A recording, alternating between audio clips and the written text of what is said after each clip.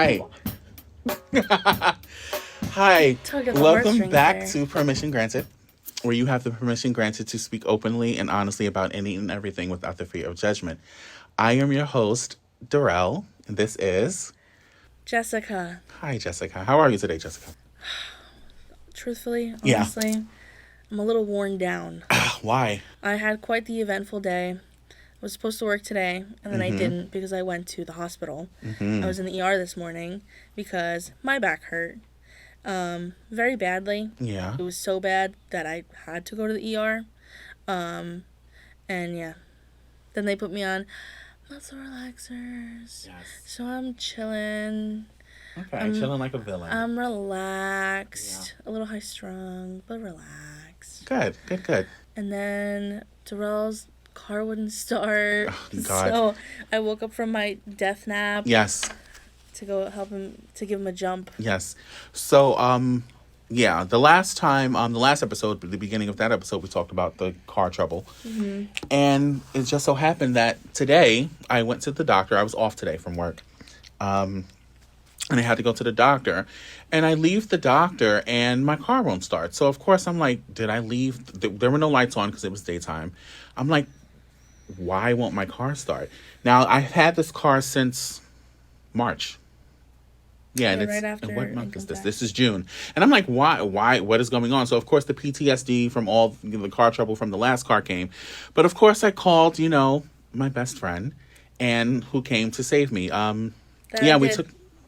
got the car checked out, and apparently the battery is fine, and I know the battery's fine, so it might be something electrical. Hopefully it won't happen again, but we made it here again today. But let's talk about the doctor again. So, I am 297 pounds. And when I first started going to this doctor, I was 250 something, and I've been there 6 times, and every single time I've gained weight. Yeah. So we're going to try Ozempic. I got the prescription sent today, so hopefully sooner than later I'll be a skinny legend. So, Like me. Yeah, like Jessica, like Oprah, like Lizzo, skinny legends. Mm-hmm. So we're here for another episode of Permission Granted. Mm-hmm. We didn't really have anything prepared to talk about today. Is there anything specific that you would like to get into? Or that's on your mind? It's very annoying that you keep forgetting what I keep reminding you about what we're actually going to talk about. Oh my God, I'm a terrible friend. Yeah. So we had recently, we briefly discussed it on the last episode, very briefly. Mm-hmm. But there was a big topic that we did want to get into, which is codependency. Yes. Codependency. Yeah, we talked about it for a tiny bit last episode with David. Yeah. But, so there was a very specific situation that you and I had been in that sparked the inspiration to want to talk about this on the podcast. Yes, are you going to tell it or? Well, we can kind of go back and forth, but, my short version of the long story is it was my birthday. Mm-hmm. And so we're talking about 2 different situations. Go ahead. So, yeah, perfect. Go ahead. So, it was my birthday, and the day before my birthday was Mother's Day. Mm-hmm. And so I kept getting the vibe that, because I was going back and forth, like, this exchange with my mom, that I kept feeling like she didn't want to see me on Mother's Day. Like, we had a very specific plan, which was see my mom, have lunch with her, have a cake for my birthday because I won't see her on my birthday. So it's kind of like a 2-in-1 thing. Kill 2 birds with 1 stone. And Darrell was a part of this plan. However, he forgot. I did forget. Horrible person. Horrible friend. So yes. All the while, I had been complaining to him in a group chat that I feel like my mom feels like this, yada yada. Yes. He's like, what are you talking about? Blah, blah, blah, blah. This is your mom's day. Focus on her. And I'm like, that's not wrong, but you're coming at me as if you didn't know this was part of the plan. True. And that was very frustrating. Yeah. So, and then we kind of things were said, words were exchanged, nobody was happy.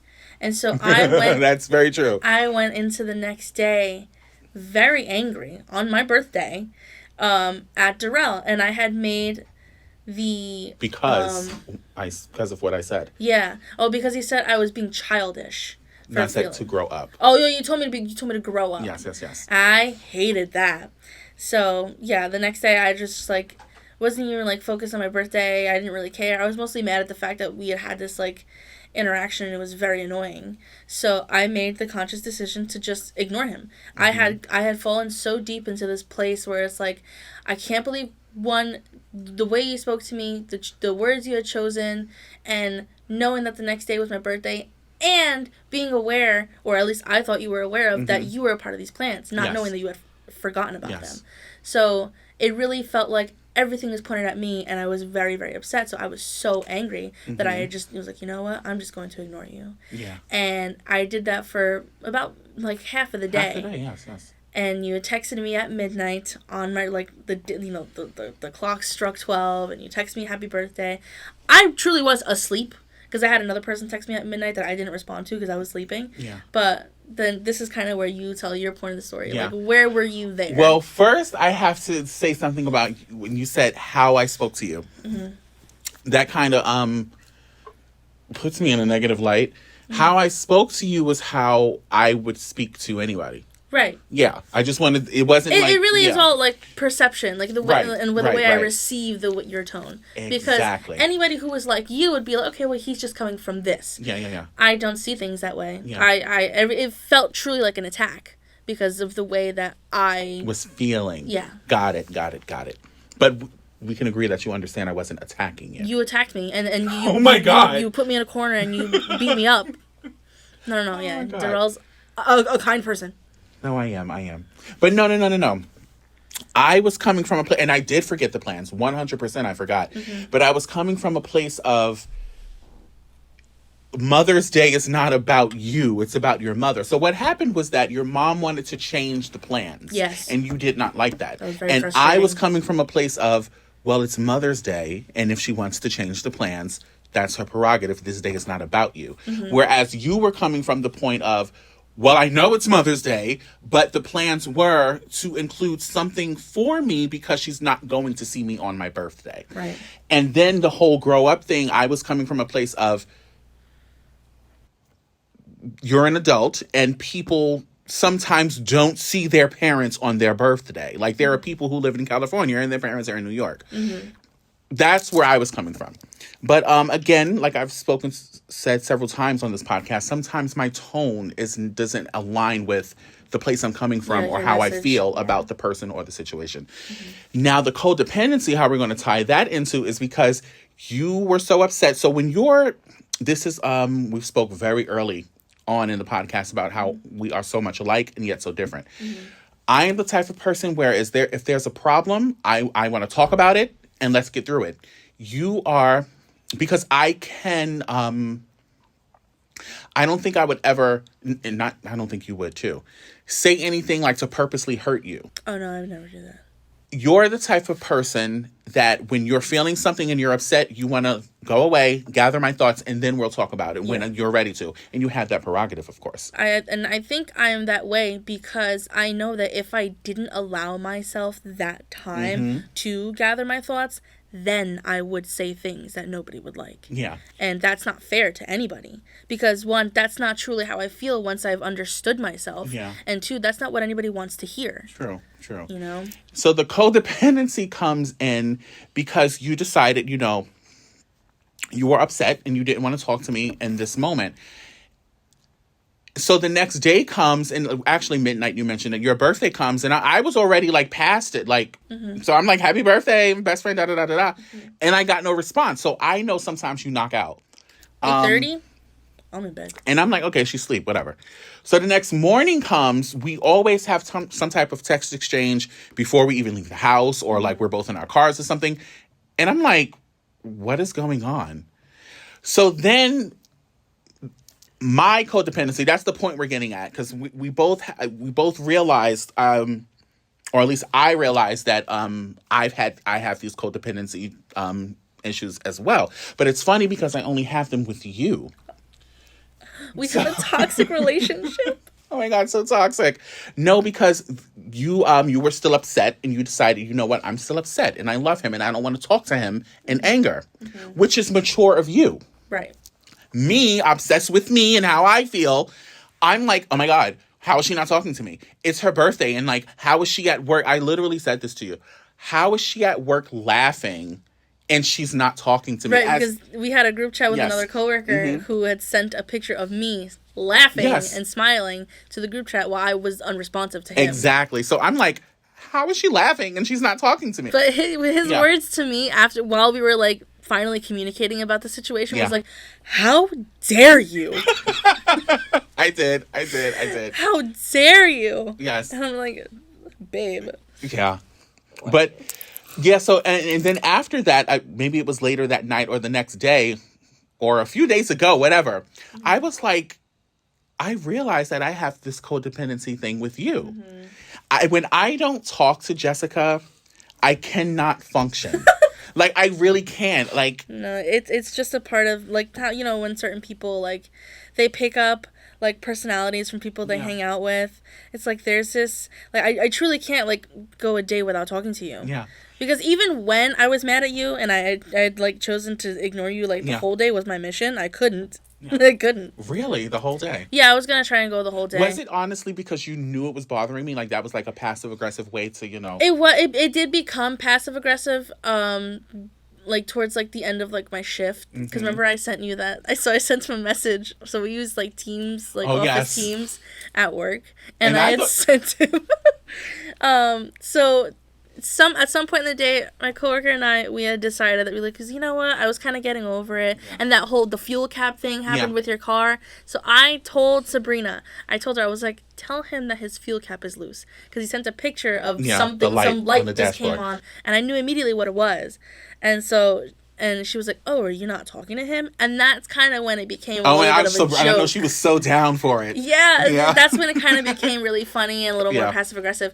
And so, you know, we're just going on. We're talking about it at work, and then she sends the picture of me laughing. Yeah. And then I was like, you know what? You kept asking, "Where's Jessica? What's going on?" Yeah. And she's like, "Oh, she's in Yolanda's office. They're talking. I think she's getting like And suspended I or started something." freaking out. Like, what is wrong? And like, why don't I know what's going on? Yeah. Right, and then you started texting me individually, blah, blah, blah. And so I thought, you know, what a great idea. Let me draw up this, like, whole, like, automated message from our work, like, Teams chat. Yeah. Saying that my account is no longer Yes. active. If this is an issue, please reach out to your Yes. general manager. And yeah, and he completely fell for it. I was losing it. Yes. And at that point, that's when it became really funny. And I was like, all right, we can talk To about you it and now. Sabrina. Yeah. Yes. Yes. But in hindsight, that was funny. No, it was hilarious in hindsight. Yeah. It was but, hilarious, Yeah, and yes. that's when I was like, okay, well, let's finally start communicating about this. Because I finally, like, sat down and gathered my thoughts. And, and I just told you, and even, like, in our text message exchange, I was explaining how I felt, what, you know, the position I was put in, and blah, blah, and you were, you know, giving your opinions, and I still felt like we didn't really understand each other until we had a phone call afterwards, because I went to the laundromat. Yes, and we Remember that? met up. Yes. Yeah. And we had a moment, and of course, I cried in the car. Yeah, Um, and I remember this is when I finally understood everything that I was feeling, and I had like put it all together. And what I had kind of boiled it down to was I had never felt so misunderstood. By me, I remember, and I felt that when you Yeah. said it was like by you of all people. Yeah, Because if there's anybody in my life who truly understands me besides Joshua, it's you. your two husbands. Yes. Yeah.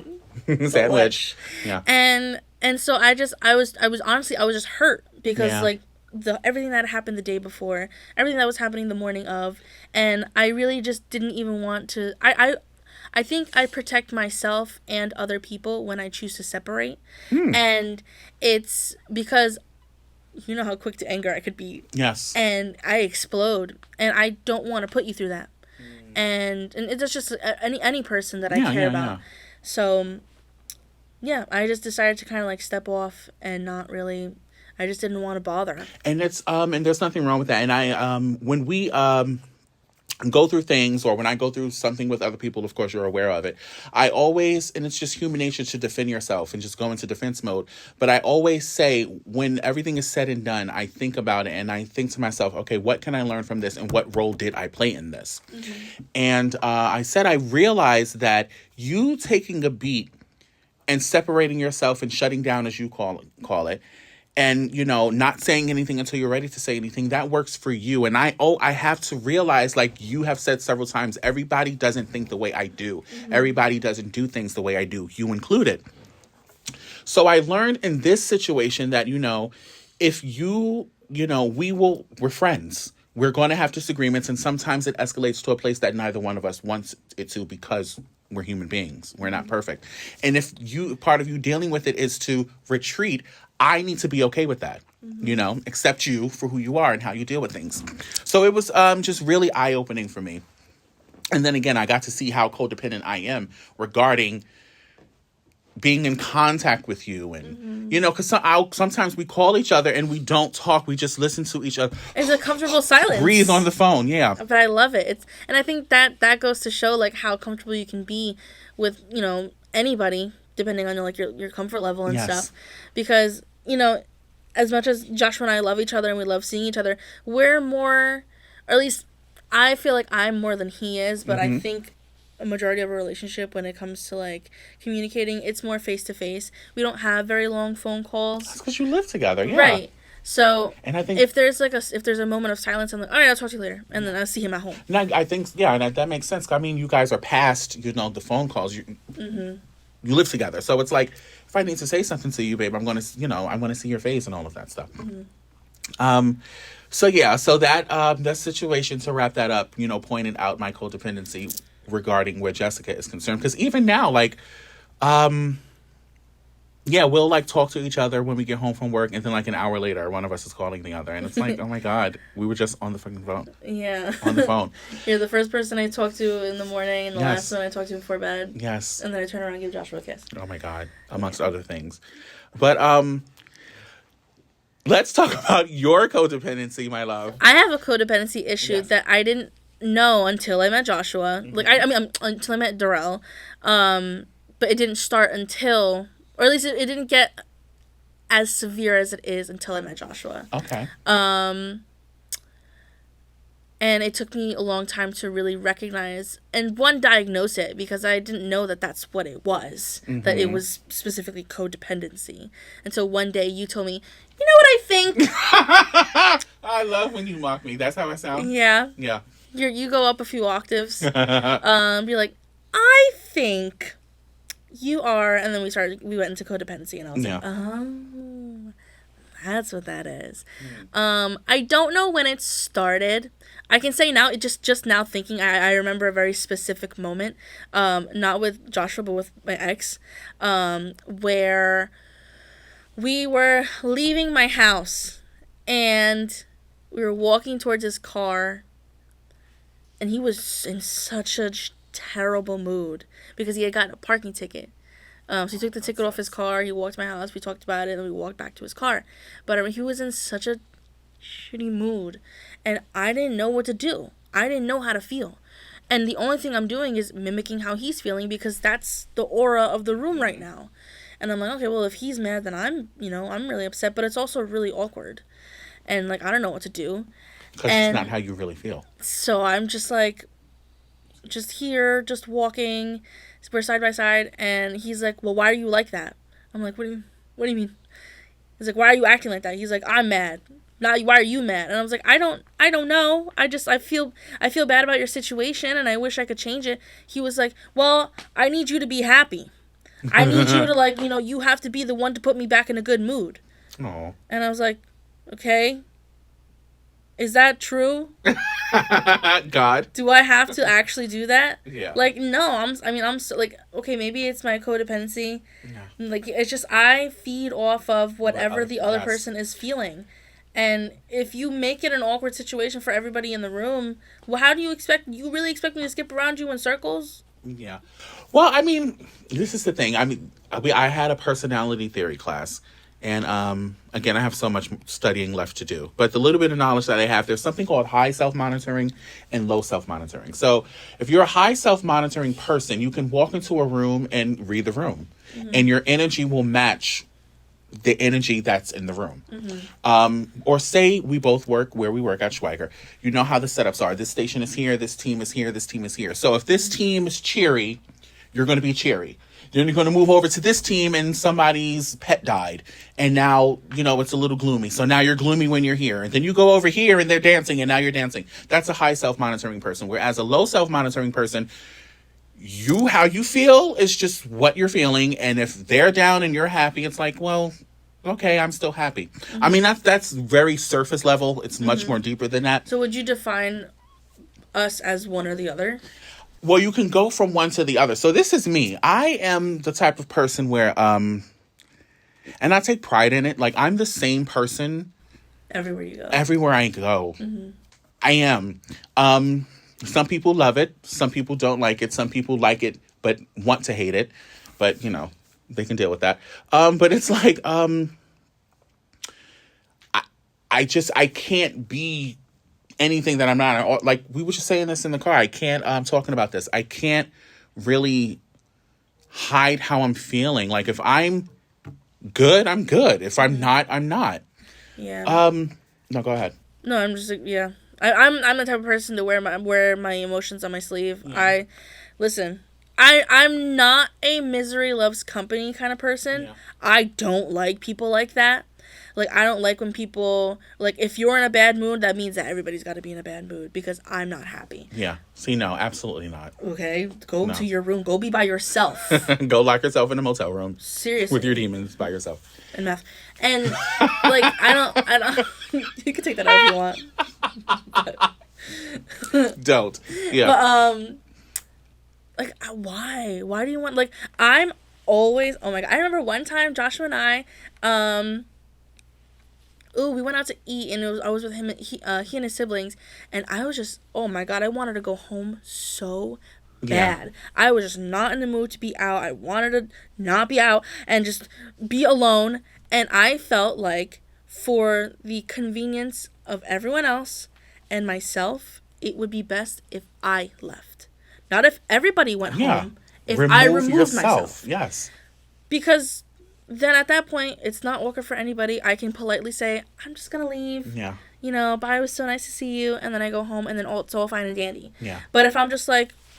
all night, which is unfair to everybody around you. It's so uncomfortable. Yeah. And I don't understand why people are like that. So, I don't know, like, specifically the point I was trying to make, like, loop that in. But I guess that's just a plug. I don't like people that are like that. No, and I don't think anyone really does. But no, Except for those types of people. True. But no, when I was saying about the high self-monitoring, low self-monitoring, it would be much better explained by someone who is done with their studies and has their degree. But I think if we're going to tie codependency into that, it's like you have people, and I think females are really like this. Sorry, ladies. Not all. But females tend to have a pack-like mentality to where if one person is feeling something, now the whole group feels it. And it's just that's codependency. Mm-hmm. It may even be a false codependency because you're really not even feeling that. But it's like, and I'm sure you've experienced this as a female. One girl has a problem with this person. Now the whole clique has a problem with this person. It's like, no. Like, what is that about? Mm-hmm. But if we're going to talk about your codependency, to circle back to that, there was a situation. I was trying to get away from it. You were trying to get away from it. No, we'll speak about it delicately. We're going to abide by the HIPAA protocols.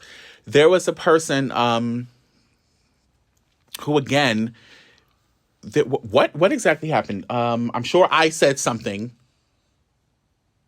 Yes, I did. I said something that the person didn't care for. The fact that I said, you know what I'm talking about. Yeah, yes. I do. So this person was like really upset with me. And again, with me, I'm the type of person, okay, we talked about it.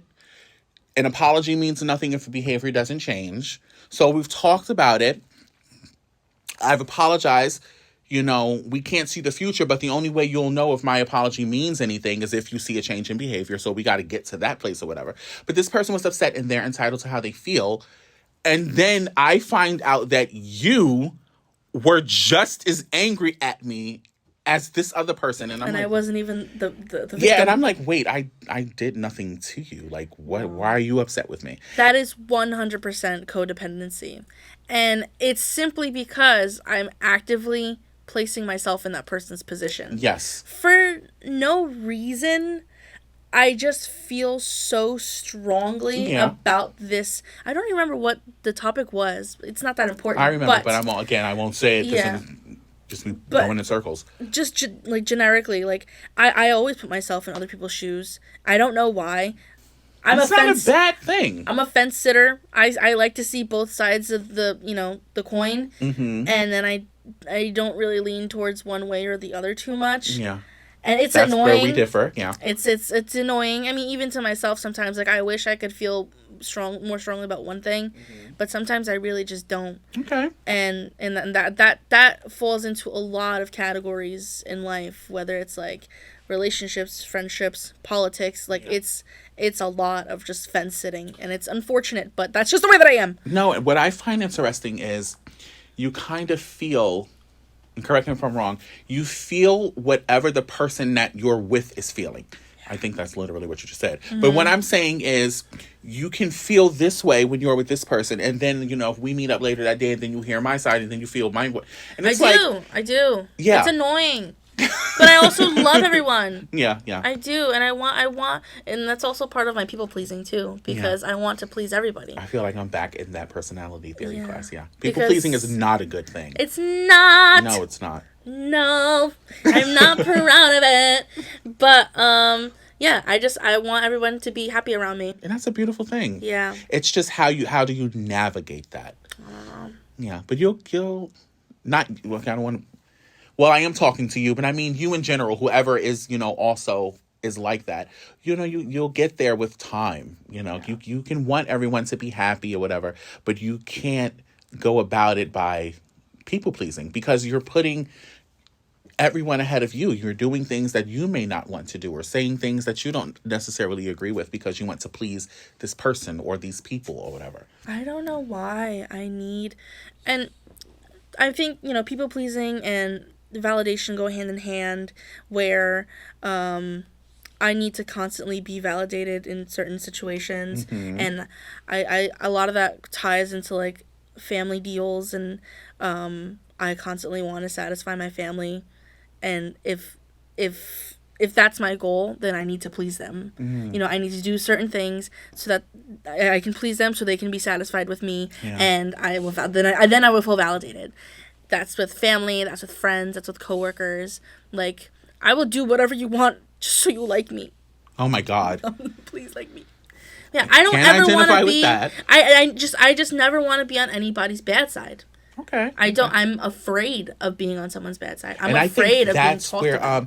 and you saying you don't want to be on anybody's bad side, I think that's completely fine. I think the issue is I'm afraid to be on anyone's bad side because it's going to happen. There was a thing where and you got to that place, so you're capable of it. You're capable of it where there was you thought that someone didn't like you. And I was like, I can't say her name. Oh, tell me the story so I can figure it out. Oh my God. A provider. Oh. And you thought she didn't like you. And I'm like, I don't think I was there yet. Mm-hmm. And I was like, so what? Like, she doesn't have to. Mm-hmm. And eventually you got to a place where you were like, I still think she doesn't like me, but I don't care. I don't care. Yeah, and that, you get there when you realize this person not liking me has no effect on my life. Yeah. Just like if I didn't care for somebody, it has no effect on their life. Yeah. Yeah, so you get there. It's possible. I definitely do. I do care a lot less about what certain people think of me or look at me in certain lights. That's a good conversation opener. Go ahead. But I also still care a lot about what everyone thinks of me, if that makes any sense. I think yes, it does make sense. I would love to sit here and be like, I don't care what anyone thinks about me. And for the most part, I don't. But people who I genuinely care about, like you, like Kayla and Matt and Chris and so many other people, family or whatever, I do care. But if it's someone who, like if a classmate is like giving me a dirty look, I don't care. Like, why do I care? If a coworker doesn't necessarily care for me, I don't care. Mm-hmm. Whereas you, I guess it would be a certain coworker. We're not speaking about anybody specific. Oh my God. Yeah. Just speaking in general terms. Like if somebody told me like, oh, this one doesn't like you. And if I already didn't like them, I don't give a I don't okay. Yeah. But that's not gonna keep me up at night. Yeah. But if somebody told me like, oh, I heard this person say something this about you, I'll be like, well, what did they say? Why did they say it? What time was it when they said it? Do I have to talk to them? We have to have a conversation. No, I think for me it's whether or not we already have a relationship. Like if we have some type of connection, you know, if you're someone that I can call in a time of need, yes, I care about how you feel about me. If not, I really don't. Mm-hmm. And it's freeing. It really is. Yeah. I wish I didn't care, but I do. like I don't care what I look like when I, you know, if I'm like really underdressed or dressed down. Yeah. I just rolled out of bed and I went to the supermarket really quick. I don't care. But then if I'm in the supermarket and I see somebody that I know, all of a sudden I care. Got it. And I'm like, oh, I shouldn't have left the house looking like this today. Why today of all days? Yeah. And then I see somebody from school. I'm like, why are they outside? Right. Why did I choose to go outside today? Yeah, I don't. Yeah. So in like, I don't know. I guess it just depends who the crowd is. Yeah. That I can see how I can work. Okay, I get that. About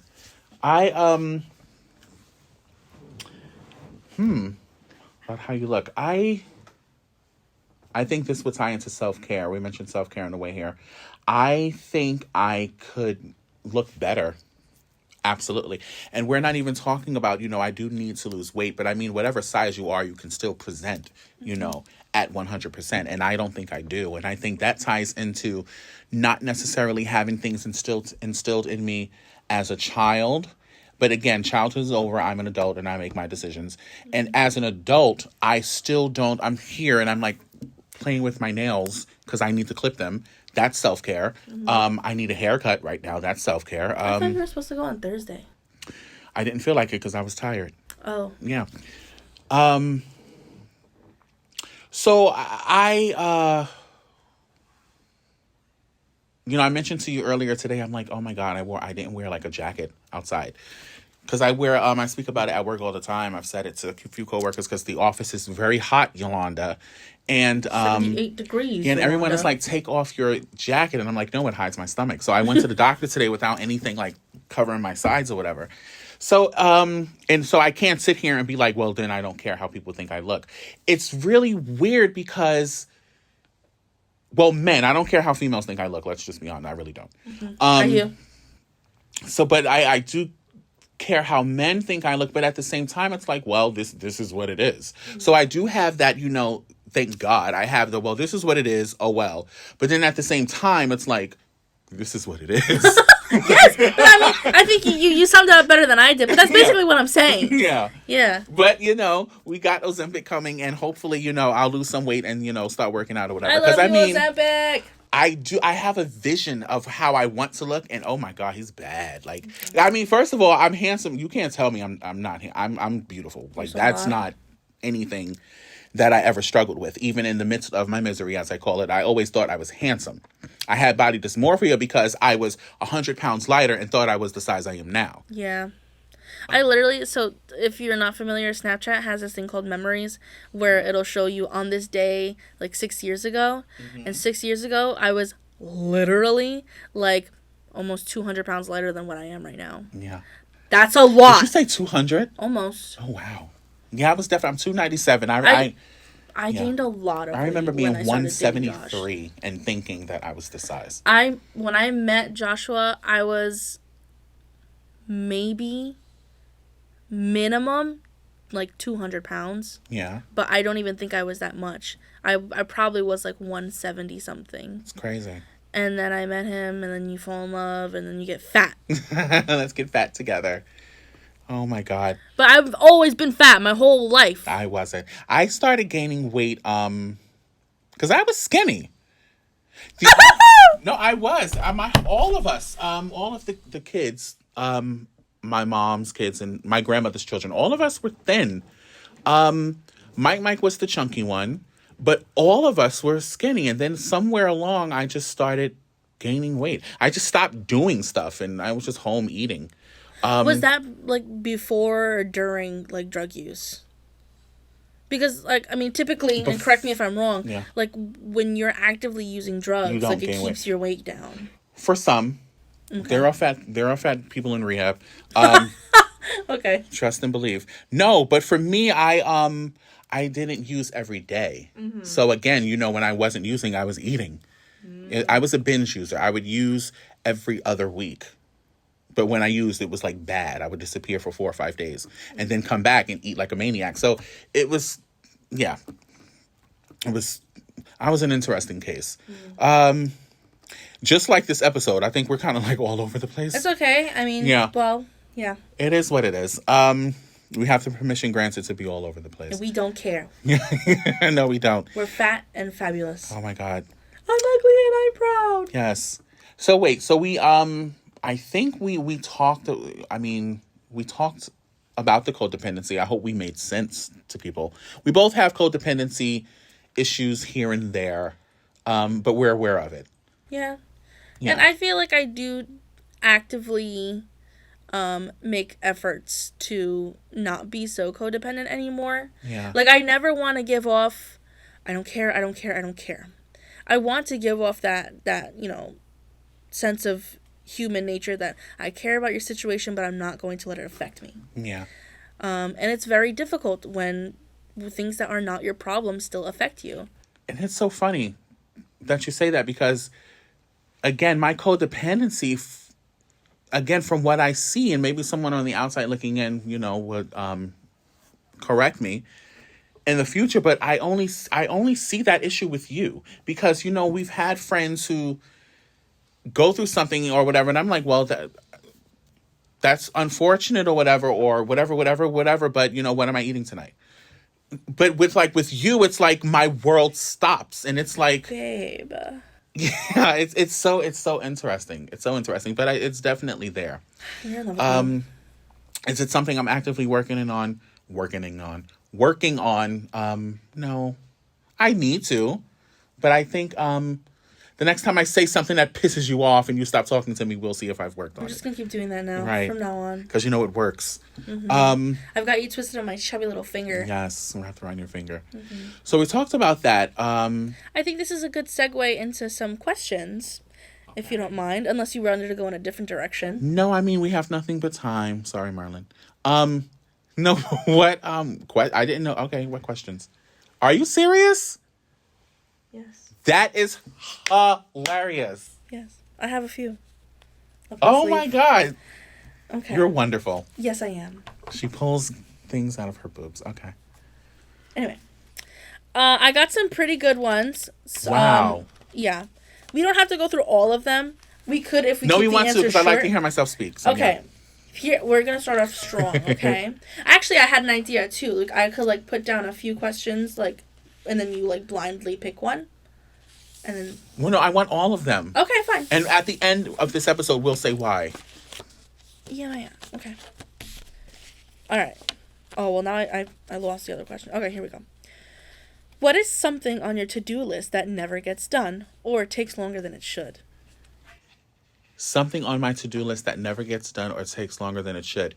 I mean, if we're talking about school, when the semester is in session, it would definitely be writing papers. Mm-hmm. I never write papers I always write them the day before or 2 days before. Who am I lying? I do them the day before, and because I'll text you all day. I have to do this paper. I have to do this paper. And again, when finally doing this paper. Right. When that stops working for me, again, the semester's over. I stayed on the dean's list. I got 3 A- and 1 A. Yay! So when writing a paper 12 hours before it's due, when I've had 2 months to write, it stops working for me, I'll stop doing that. Okay. Yeah, so that's the thing that comes to mind. But I'm a big procrastinator, doing laundry. I should have, I don't know if I'm answering the question. We're just all over the place. I'm all over the place today. Mm-hmm. Can you reread the question? What is something on your to-do list that never gets done or takes longer than it should? Longer than. Let me talk about something at work. At work, you get tasks from front desk. Dianon Systems, the Path consults, mm-hmm. they come in the fax without the picture, and then they come in the mail, and you see the picture. Mm-hmm. So at work, of course, front desk at Schwager is amazing. Hi, Tina. Hi, Ashley. And hi, Gigi. Love you, Gigi. And we all, for whatever, just fall into things that we just handle. So for whatever reason, these no, Tina does them too, and so does Ashley. But when the mail comes in, I just took it upon myself, like, to just scan these things in. And I have some on my desk now that need to be scanned in, but the faxes have already come. So the providers have seen the results already. Right. They just don't have, like, the specimen, like, Exactly. microscopic. Yeah. Exactly. So I know people are like, what is he talking about? But the people at, Schweiger who watch this know what I'm talking about. Yeah. And people in the medical field. So that's something that takes forever for me to do because it's so boring. Yeah. But because it came, we have to do a task for it because maybe the provider wants to see the photo or whatever. I can tell you, almost never. No, because they've already saw it. But I mean, that's not up for front desk to be like, oh no, I'm not going to put this in the patient's chart or I'm not going to do a task. Mm-hmm. Something goes wrong. Yeah. And then, it's like, why didn't we see this, Oh my God, fired. Right. Written up. Mine is definitely laundry. Laundry takes me a while. Like, if I go to the laundromat, then the clothes are washed, they're folded, I put them in the bag, I take them home. Mm-hmm. Do I put them away? Sometimes I don't either. Sometimes I do not, and then the laundry bag will stay in the corner of the room with folded clothes that I will, every single day, until the next week that laundry is due, go in that bag and pick out what I need to wear. Because I refuse to put it away. But it's easy because we're always wearing I have on scrub pants right now, and I was off of work. It's so pathetic. Yeah. So that's definitely my thing on the to-do list. That never gets done. Buying clothes. I have no clothes. And you know that I don't either. All of my money, food, and fragrances. My mom texted me that my cousin has a birthday graduation dinner. I was like, I'll go if I have something to wear. If I get something to wear. Mm. None of my clothes fit me because I've gained so much weight, and then I'm always in scrubs. And then when I'm off of work, I have on scrub pants and a t-shirt or sweatpants and a t-shirt. Mm-hmm. Yeah. I'll buy sneakers and fragrances, food, but not clothing because of I don't like how my body looks in clothing. So I'm not spending money on these sizes that I don't want to be. Yeah. Yeah. My life. My life, my life, my life, my life. My life be like, ooh, wah. Has someone ever given you a last chance for something, and what was it for? Has someone ever given me a last chance for something? I have an answer. I'm assuming the first thing I think about is past relationships, like romantic relationships. Mm-hmm. In my most significant relationship, I was extremely insecure. Mm-hmm. Oh my God. My insecurity is probably you've been very open about how insecure you are. Mm-hmm. I think mine was worse than yours, and because you just have to one up me on everything. I get it. I know. Oh my God. No, my insecurity was worse. No, in that relationship, it was terrible. Mm-hmm. Terrible. And now I look at this person, I haven't seen him in a while, but like thinking about him, and I'm like, what? Because I got past that because we actually used to hang out for a bit, after the breakup. Once, like a year or two after. And I was like 3-4 because I moved to Florida and then came back up, whatever. But I looked, we would hang out and watch RuPaul's Drag Race or whatever because he lives very close to my mom. And I would look at him and he'd be like, what the hell did I see in you? Like, why was I insecure? Like, because I'm more handsome. I am. But it's not even about that. I thought he was beautiful and that's what matters. But I am more handsome. But I'm so obsessed with myself. Anyway, I'm sure somewhere in that, because I remember him telling me that jealousy was cute, but after a while, it's annoying. Yeah. Because it's rooted in insecurity. Yes. So I'm assuming that's the first thing I thought about was like having a conversation with him. Like, this is the last time we're going to have a conversation about somebody who is just a friend. And that's the kind of stuff that I tell people now. Like, whatever. Yeah. But that's the first thing that came to my mind. The first thing that came to my mind when I wrote the question down was I remember when I was I might have been like either my sophomore or junior year of high school, and I used to be friends with someone. And this was when I was very heavily into my like self-harming and everything. And I would just days and days and days. We never spoke about that. We can get into it, but not if you don't want to. I don't care. I'm very open about it. But it was like just days nonstop every single day. I had a reason, or even not, just no reason to just cut myself. Yeah. And do drugs. You don't need a reason. You could do drugs. Yeah. But I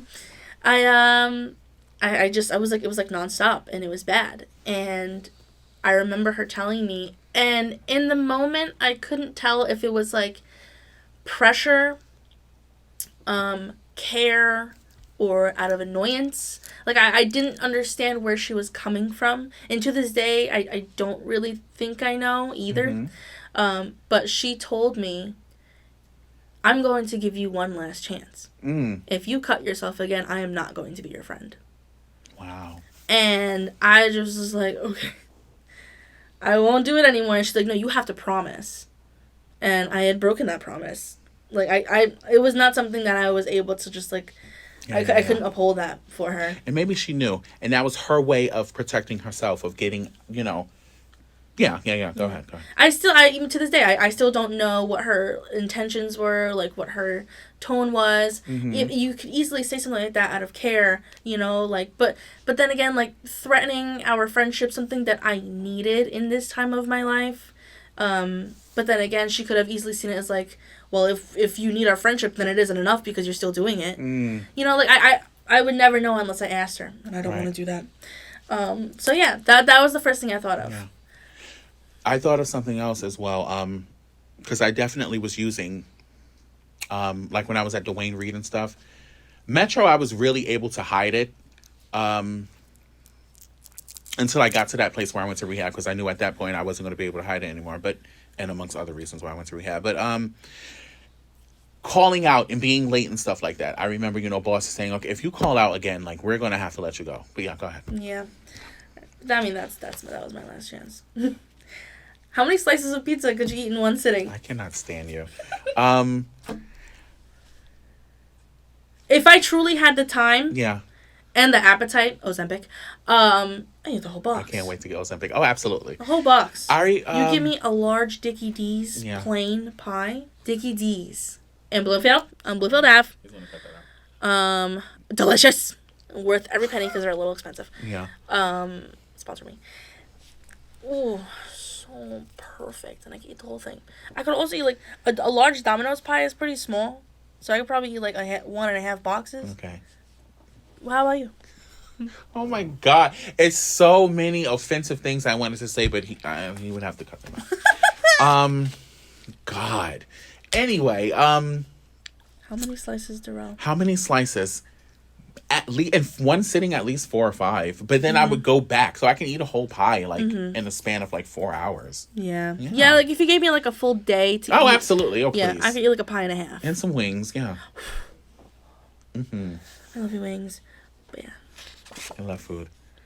What is one thing you wish you could change about your family? I wish my grandmother was still alive. I wish I grew up with I was father. not going in that direction. Oh, I wish my grandmother was still alive. I wish I actually knew who my father was. One thing. Oh, sorry. Gun to your head. What's one thing? I'm all squeaking against the chair. That's unfair, one thing, but wow. There are 3 huge things that come to mind. Okay. But, oh, sorry. No, I wish my grandmother was still alive. I wish I knew who my father was. I realized that I am the only person, and I that's a good thing, because I wouldn't want anyone else to have that. I'm the only person in my family who has no idea, like, who has no frame of reference to, like, half of them, half of their personality, half of the things they do, have no idea. And again, the man that I was told is my father, I don't believe is my father. And I think in my heart, in my mother's heart of hearts, she knows he's not my father. She probably not going to like me saying that, but that's how I feel. Yeah. And I wish that, I wish my mother was talked more about how she felt and her view on things. And I wish my mother wasn't so emotionally, in my opinion, stunted, emotionally selfish. She can't, not with me. And it's completely different from literally everyone in my life. She does not give me anything regarding her emotions and stuff like that. And I can't stand it. I think if I did have to boil it down to one thing, I wish I had a much more understanding family. For almost my entire life, I've constantly felt, just left in the dark, misunderstood, and forgotten about a lot of things, Yeah, I can identify with that. I feel like I truly am, and I highly doubt that anybody in my family watches. They only see the clips that I'll post on Instagram. But if somebody actually watched it, and I think that even just there, wow, nobody would. Nobody That's would sad. take the time out of their day. Something that I have constantly promoted on social media because I'm so proud of it and I'm so happy to be a part of it. There's a reason why, outside of just being my best friend, why I asked you to be the co-host. You have something to say. There are people who can identify with the things that you've gone through and your honesty and transparency, as people have said. And I wish that any of them would take the time out of their day to finally learn about me. Because the most they would get from me is watching me on camera. Because I can't, if even in a room, sitting in a room with them, I couldn't give them any of this. Because I was never allowed to when I was a child. That hit me when you said finally learn about me. Because, mommy issues, back to my mother. I asked her to watch Rent before. I asked her several times years ago. And she was like, she doesn't like musicals. And a lot of people don't like musicals. And she was like, the breaking out to song, it's not for her, whatever. And I never explained to her, you just don't get it. If you watch that and then I'm your son, you would make connections. But she's just not, she just doesn't, we're just very different. But, she loves me and I resign. I always end on that. No one loves me like her. But we're not going to turn this into a therapy session. Go on. That's okay. But yeah, I wish I had a much more understanding, caring family. Wow. My whole. Is there something missing from your life? A father. Yeah, we talked about that. Next. Something missing from my life.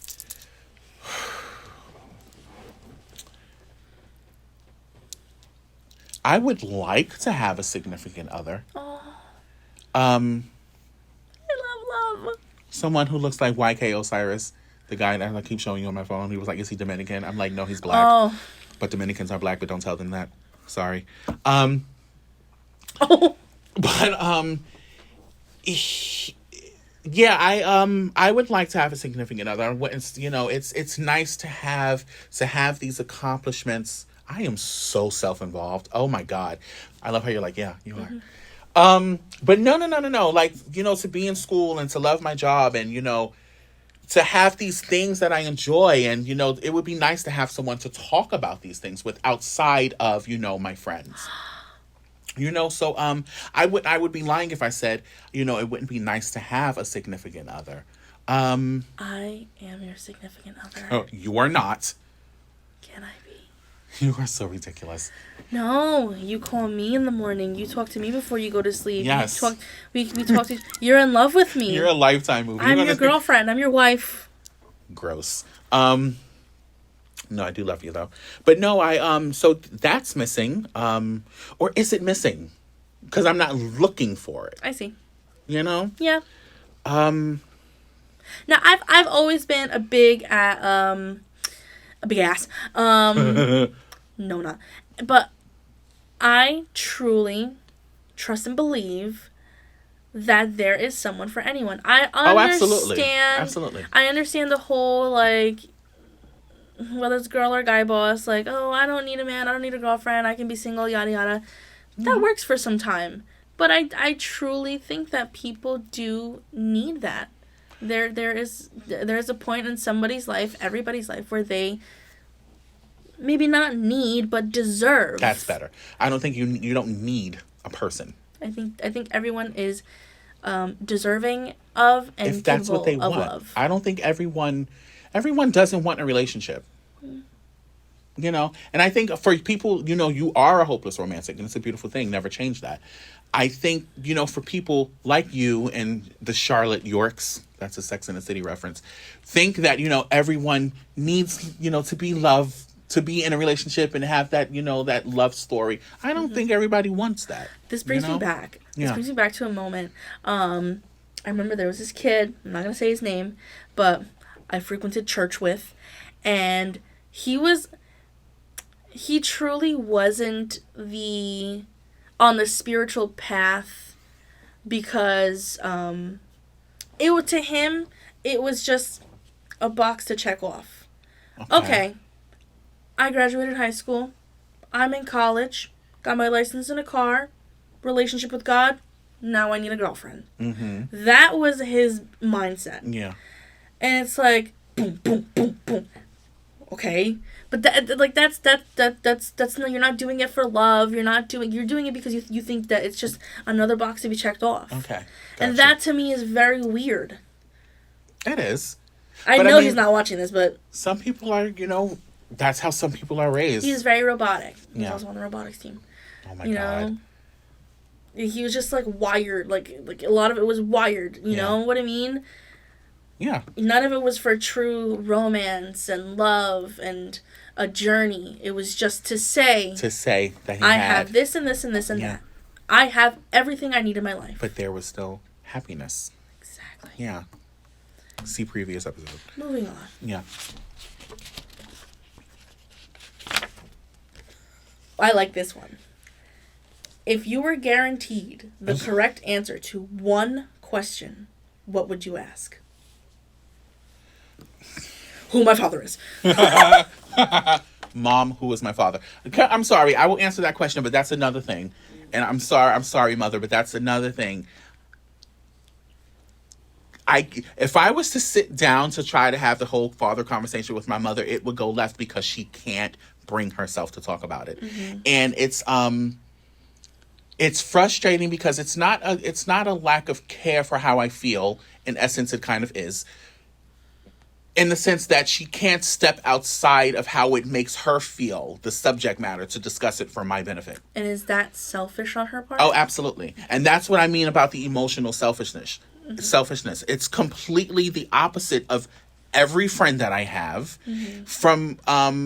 From what I think my aunts, because I do believe I can talk to them about, they can step out of, how they may be feeling and discuss certain things with me. It's just really weird. It's really weird because I'm sorry, I'm going off on a tangent, but this is classic me. I don't know if I told this story on the podcast, but I went to Social Security when I needed a Social Security card in previous time. You can only get 10 Social Security cards in a lifetime. Look it up. I didn't know that. It's on their website. I don't know what happens if you lose 10 Social Security cards. Like, what do they do then? Anyway. You're no longer a human being. Right. And they pick you up in a UFO. I know. And then, so I go to Social Security and, they're typing in my stuff and they're like, what's your mother's name? I'm like, Deborah Grant. What's your father's name? And I was like, Rodney Darren Smallwood. And they were like, that's not the name that's here. Hand to God. They was like, that's not the name that's here. I'm like, what are you talking about? So it was Perry something. So I brought it to my mother. When was this? This was years ago. We hadn't even known each other. My grandmother was either in the nursing home or just had died. Because my mom, again, like I said in the previous episode, my mom lives where my grandmother used to live now. So, and grandma wasn't there. And I remember I was like, what are you talking about? Imagine how that lady felt. Right. Oh so they were like, they refused to tell me the last name. Because then I would be like, well, that's his name. And then they would have been able to move forward.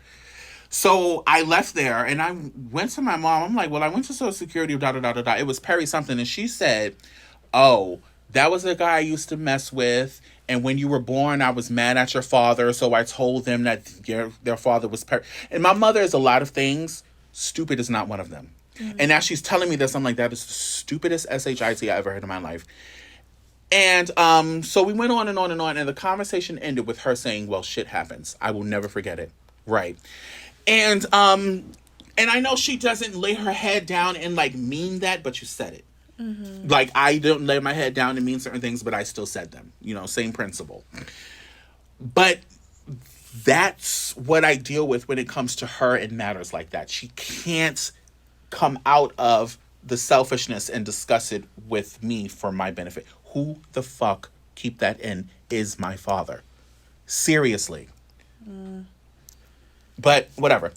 Back to what? Can you repeat your question? I'm sorry. If you were guaranteed the correct answer to one question, what would you ask? Who was my father? No. It would be oh God, this is permission granted, and I feel like, oh sorry Lord, it would be, is God real?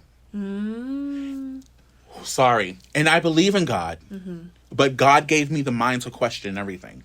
You were also born with free will. Exactly. Is God real? Yeah. And but under the umbrella of is God real are so many other questions. Yeah. I don't Yeah. think my question is, I don't think I'm ever questioning God's existence. I think my question is like what happens after we die? That's my better. big question. That's better. Where does my consciousness go and all of that? I'm afraid of a lot of things, and I truly am afraid of death. And it's funny I'm because not. I never used to be. Never used to be. But, and this is all my free will, but Yeah. the further I strayed from, my spiritual journey and everything, the more questions I began to answer, and eyebrows were raised. And it's not that I didn't, I mean, I guess you could just chalk it up to not believing in it anymore, but having true doubts of what happens to me. Because the only thing I ever used to think, I used to be like, if I died tomorrow, then I would meet God, and I don't care. Yeah. And that was all that mattered. And now I'm just like, where am I going to go? Yeah. You made me rethink my answer. Because that was perfectly said, and I agree with everything you just said. Because I think all the time, I'm on TikTok now, ha ha ha, and I only use it I watch the videos you send me and to stalk people who aren't in my contacts. Truly. But I They know. It yeah, says they know. that they viewed you. But I watch it for like the conspiracy videos or what I believe to be truth videos. You know how I am about stuff like that. So it wouldn't be, is God real? It would be, where does my consciousness go? Yeah. Because I think that before you were born, you have already met God, and I think like once you're born, you like forget that, and when you die, I think your soul leaves and it goes back to where it came from, and that's from God. Yeah. So yeah, it would be, where do I go? Because I mean, that's my theory. So I do believe in God. Okay. Sorry, Jesus. If we die tonight. I know. My car isn't going to start. Next question. Would you ever steal to provide for your family? Yes, if it got to that place, yes. I would lie, cheat, steal, kill for my Kel. Absolutely. Next. The answer is yes. Yes. Not just for my family, though. My history of kleptomaniaism. Oh my God. Oh yes, Jessica's a thief, you guys. Yeah. In your opinion, what is the most toxic personality trait? Oh. Lying. I will cut you off. Done. I like that. Lying or lying because it's all under the umbrella of lying. Yeah, lying. Yeah, it is. That's Yeah. a really good answer. I hadn't thought about my answer. Yeah, I guess it all just does fall into the... Because I was going to say things like, hiding things, but that's, hiding is just like lying by omission, and that's a lie. Yeah. Yeah, I think I can agree with your answer. I think I'm going to steal that one. Steal my girl, One Direction. Steal to provide for my family. What's the worst thing your parent/guardian has ever said to you? Well, I don't have a father. That's why I said guardian. Hi, Mom. She's gonna hate me. She's not. She loves me, and I love her. Not directly to me. Oh, that's even worse. No, not directly to me. I remember one time, this is in my aunts, I guess they weren't legal guardians, but they helped raise me. I remember my aunt said, my aunt Sheila she asked me if I would ever date a female. Mm-hmm. And Hi, I remember, Sheila. I see all your comments. I love you. Okay. I told my mother about that. And she was like, she asked you that? I was like, yeah. I didn't like that she asked me that. Mm-hmm. I think this is, my aunt Sheila, she definitely believes in God, but she was, was this like when she used to go to church religiously? I don't know if it was during that time period, but I remember she asked me that, and I didn't care for her asking me that because I'm like, no. Because when she asked me, I was like, no. Like, you know the answer. Yeah, but that's neither here nor there. My aunt, like, oh my God, she She raises me up. I love my Aunt Sheila. Like Josh Groban. Now, my mom didn't say anything. She didn't say it directly to me. I remember she said it. This was back around the time I was in the relationship with, that person. And she said that, she was like, I remember her saying that she wishes I wasn't so weak. She didn't say it to me. She said it to my brother, or maybe she was on the phone, but she was in her room when she said it. I was in the living room. And I remember thinking to myself, excuse me? Like, see, for me, I think very deeply.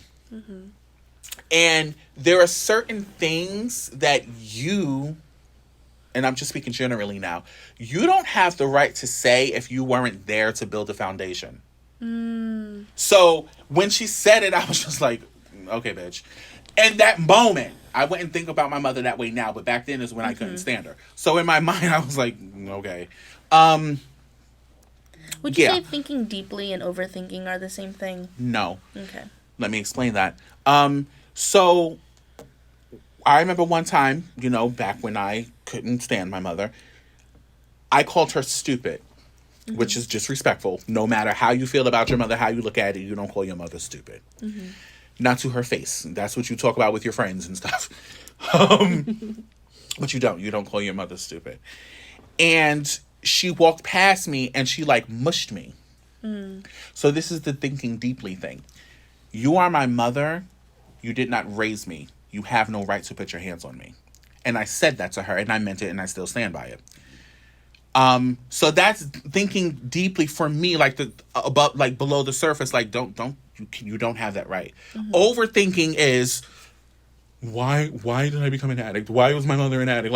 Like you're never going to get an answer to that. Like focus. Yeah. So for me, that's where I see the So deep is more like focused thinking. Yes. Or finding the rationale, the reason. I see. Whereas overthinking gets you nowhere. That's just like ruminating, thinking about the negative without finding a solution. Got it. Yeah. I remember when one of the worst things my mom has ever said to me, and it wasn't rude, it wasn't nasty, it wasn't offensive.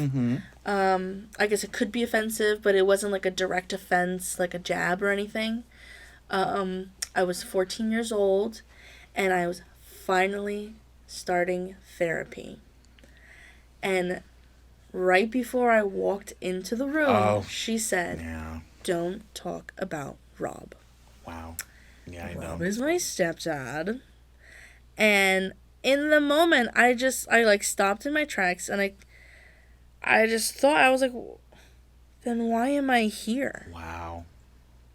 Why are you taking the time out of your day to drive me here, which was out of the way, just to tell me to talk about one of the biggest things of why I'm here?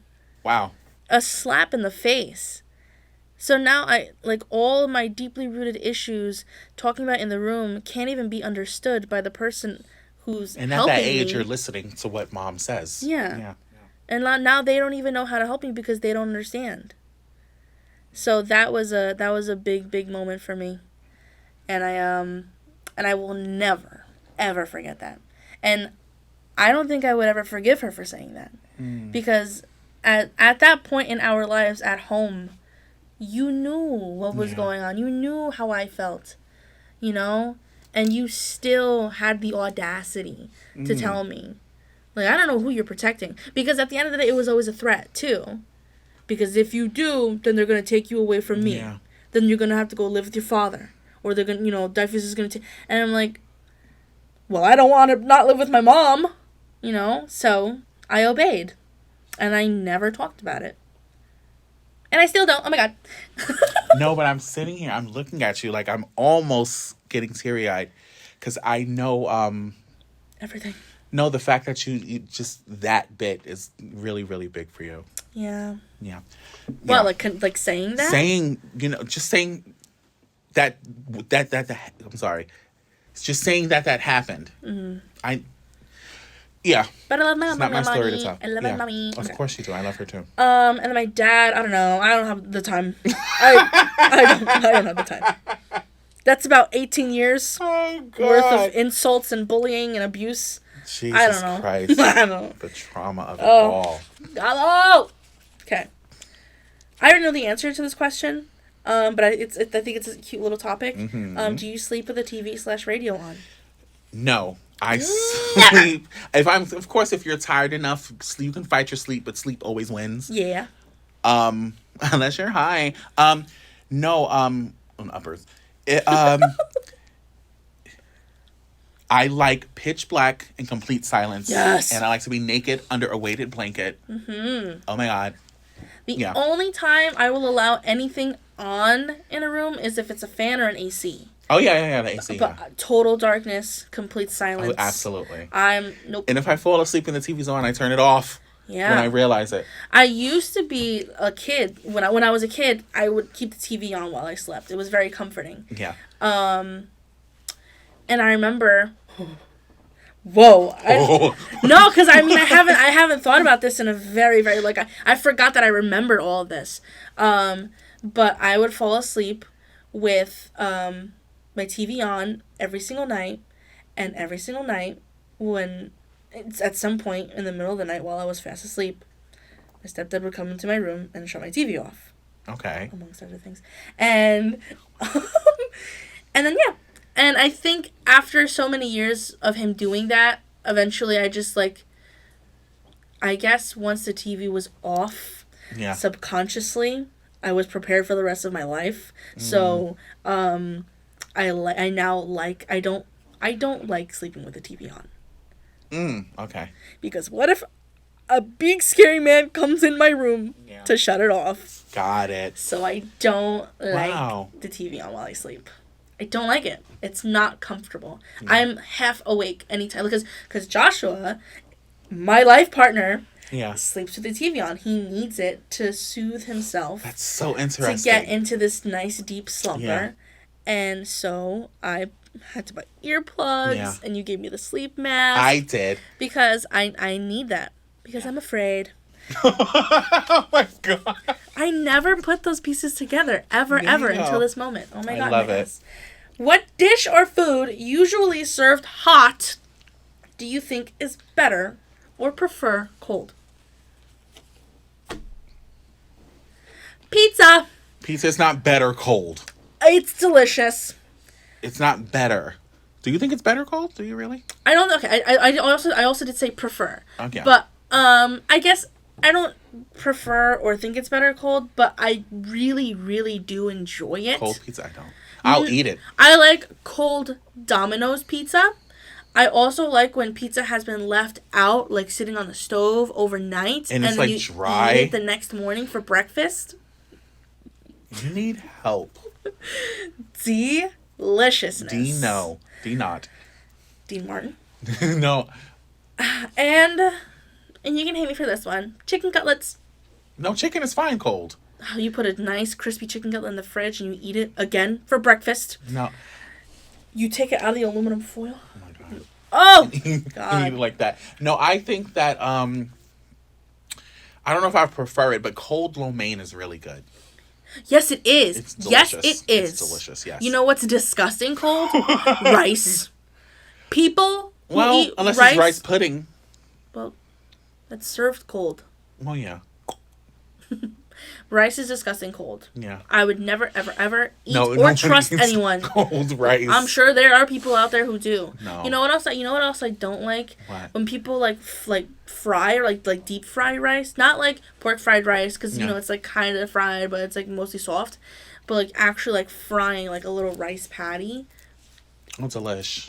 Delish. Not a big fan. Yeah. Moving on. Cole. Someone you want to walk a mile in your shoes. Oh, wow. Someone I want to walk a mile in my shoes. Anyone in my family. Anyone. Because I don't think that my mom would understand probably the most, I would think. I don't think anyone, probably my younger brother, no one in my family understands what it was like to be me. growing up. Just there. I just felt like I was there. Like I remember just being in the house, because again, we grew up in a house where it was like a lot of us. And, you know, Terrence had his father, Mike had his father until he went to the store and never came back. You know, by the time Rodney was born, no, we were all still on Martin Luther King. I mean, on Monticello. Rodney had his father. Zaisha knows who her father is. Sharif's father was around the corner. Like, and just being there, like, Where's my daddy? yeah. That's the episode. That's the name of the episode. Where's my daddy? Who was my father? No, yeah, I don't think anyone understood. And I was just different. I had psoriasis from head to toe. I wasn't like any of the other little boys. I don't think no one truly understands why I became a drug addict. What I was searching for. And to this day, only one person, we're not friends anymore. I will always love her. I won't mention her name. To this day, you have, of course. But before you, and Kayla has asked me, and of course people in rehab, we talked about it. No one in my family asked me why I started getting high. Not one. And I've let that go. But it's so odd to me that no one has asked me. I'm lying. I'm pretty sure my Aunt Sheila has asked me. I'm more than sure she has. But no, if we're really being honest and talk about my mother, to this day has not asked me why. Because you can't just go ahead and assume because, you know, well, he grew up without a father and I use drugs. No, you can't do that because when I talk about how I assume you feel, you don't like it. So don't do the same for me. So, but it's just yeah. I forgot what the question was. I went into who would you want? But I think anyone in your family is a valid answer. Anyone in my family, so they could, because I don't think anyone in my family understands the hurt except my grandmother. And you know, God needed her more than I did. He needed her back, so she's not here anymore. But that's probably why, because yeah, because I talked to her extensively about how I felt. And I remember when we lived on Seatler, I came into the house and she was like, so when did you start liking guys? And we had that conversation. And the only person in my family, I didn't have to come out. It was obvious. But my cousin Terrence was the first person to say it to me. It's like, bro, are you gay? And I was like, yeah. And he was like, and we never had he didn't care. Like, well, he was my cousin. He didn't give a fuck. Sorry. And then me and my grandmother had that conversation. We just talked about everything. I remember I would cry and she would hear me and she would come and, you know, hold me and ask me why I was crying and stuff like that. And, yeah. So, but outside of her, it would be anybody in my family. Walk just so you could understand what I went through. And why things turned out the way they are and why I am the way I am now and why, you know, I'm going to say this on camera, but I love my family, but I don't yearn to be around them. And that's not going to feel good because I know my family loves me, but the amount of therapy that I've had and the amount of talking that I've had and that I've done and like how things were broken down to me and the way I see things, I'm okay. Like I'm good. Like I love you, but I just don't need it. I need to see my nephew and my mom from here and from time to time. And I love seeing my little brother, but I just, it's not company that I feel I need to keep. And I'm sorry. I'm just, I didn't know this was going to come and like turn into. No, I agree. But I love my family. Yes. Love them. But I don't know. Like my grandmother's gone. It's like, okay, well, it's not the same. Yeah. How that came from your question? Yeah. I don't know. Yeah. My top answer, if anybody forgot the question, who is someone you want to walk a mile in your shoes? Or someone you want to walk a mile in your shoes? Yeah. Top answer, number one on the board, Gallo. Yeah. I need that man to understand me. I need him to truly know why he is part of the reason I am the way that I am. Yeah. He's the biggest part.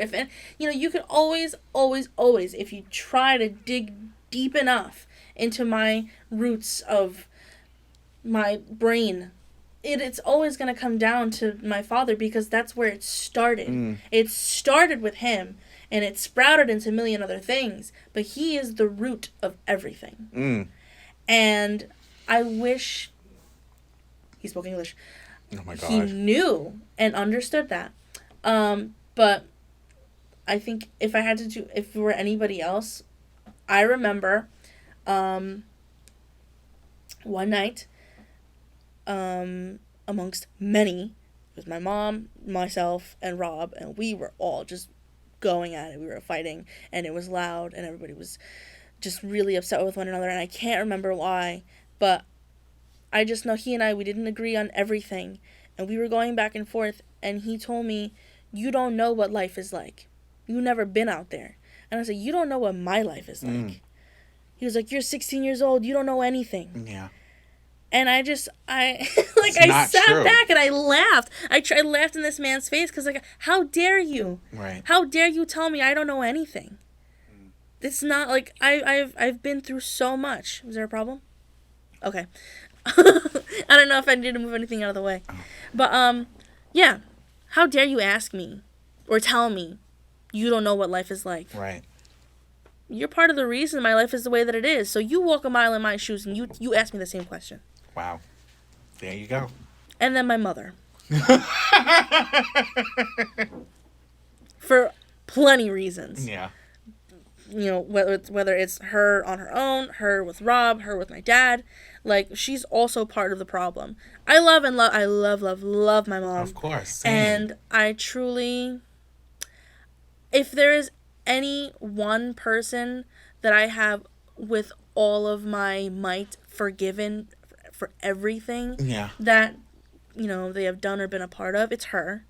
Because she did the best that she could do. Absolutely. And while I, even in the moments, couldn't see it as enough, today as an adult, I do.